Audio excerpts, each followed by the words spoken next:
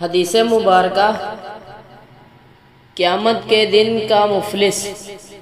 ابو ہریرہ رضی اللہ تعالی عنہ سے روایت ہے، رسول اللہ صلی اللہ علیہ وسلم نے فرمایا، کیا تم جانتے ہو کہ مفلس کون ہے؟ صحابہ نے کہا، ہم میں مفلس وہ آدمی ہے جس کے پاس مال و اسباب نہ ہو۔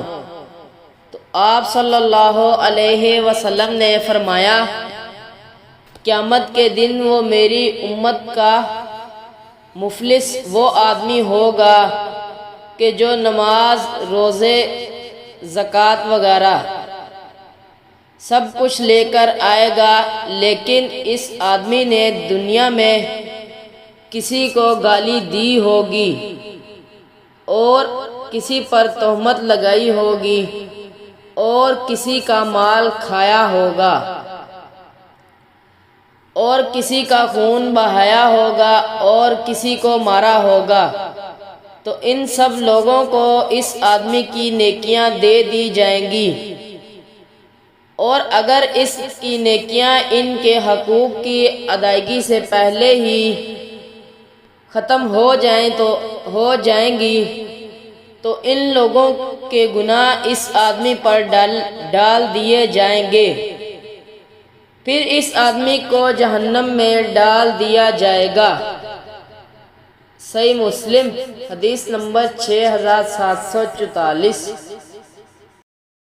حدیث مبارکہ حضرت عبداللہ بن مسعود رضی اللہ تعالی عنہ سے روایت ہے، نبی کریم صلی اللہ علیہ وسلم نے ارشاد فرمایا کہ جس کے دل میں ایک ذرہ برابر بھی تکبر ہوگا وہ جنت میں داخل نہ ہوگا۔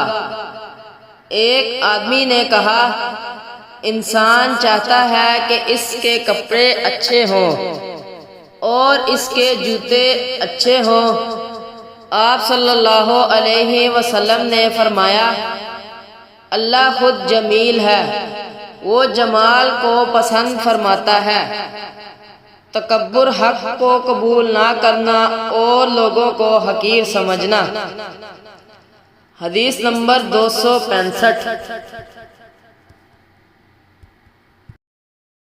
حدیث نبوی حضرت ابن عباس رضی اللہ تعالیٰ عنہ کہتے ہیں کہ رسول اللہ صلی اللہ علیہ وسلم نے فرمایا، اعلان کرنے والا فرشتہ قیامت کے دن اللہ تعالیٰ کے حکم سے یہ اعلان کرے گا کہ 60 سال کی عمر والے لوگ کہاں ہیں؟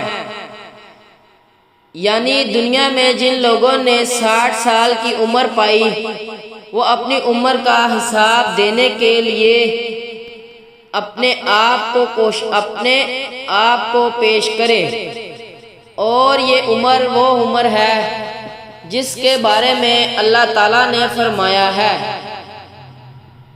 کیا ہم نے تم کو ایسی عمر نہیں دی جس میں نصیحت حاصل کرنے والا نصیحت حاصل کرے، حالانکہ تمہارے پاس ڈرانے والا بھی آیا۔ اس روایت کو بیکی نے شعیب العلمان میں بیان کیا ہے۔